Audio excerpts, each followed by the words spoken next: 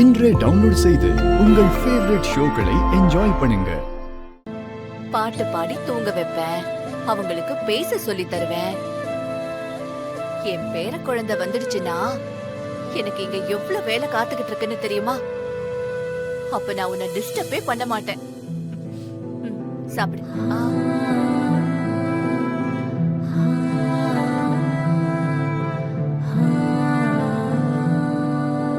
அத்தை போதும் அத்தை. சரிம்மா, தண்ணி குடிச்சுக்கோ.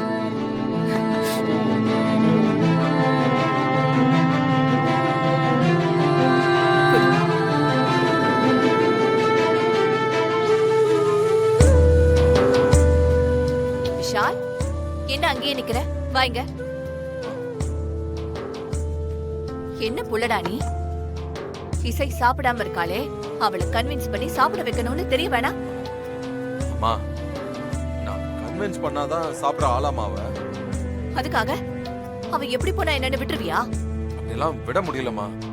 அதான் என்னோட தவிப்போம். அது உங்க மருமகளுக்கு எங்க புரியுது? என்னமோடா, நான் என்ன பேசினாலும் ரெடியா ஒரு பதில வச்சிருப்பேன். இசை சாப்பிட்டா, நீங்க 2 பேரும் ரெஸ்ட் எடுங்க. இசை, நீ எதையும் நினைக்காம தூங்க, என்ன சரியா? சரிங்க அத்தை. வரேன்டா.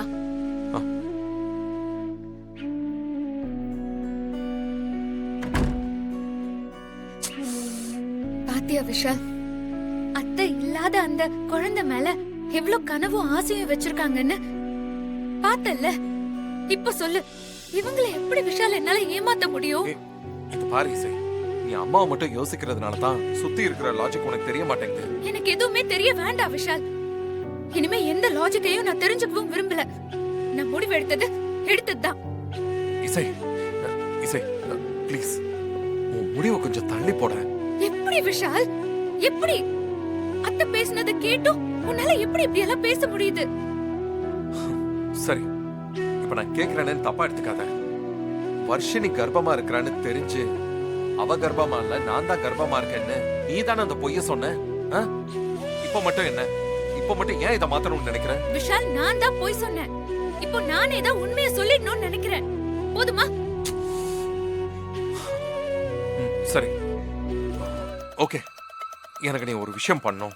என்ன? நீ இந்த உண்மையெல்லாம் அம்மா கிட்ட உடனே சொல்றேன்னு சொன்னல, அது நாளைக்கு மறுநாள் சொல்லு. ஏன்? இந்த பாரு இசை, ஏன் இதுக்கு எல்லாம் காரணம் கேட்காத. எனக்காக ஒரு நாள், நாளைக்கு ஒரு நாள் மட்டும் இதை சொல்லாம. விஷால், நீ ஏதோ காரணத்தை மனசுல வச்சுட்டு சொல்ற. பரவாயில்ல, நாளைக்கு நான் சொல்ல மாட்டேன்.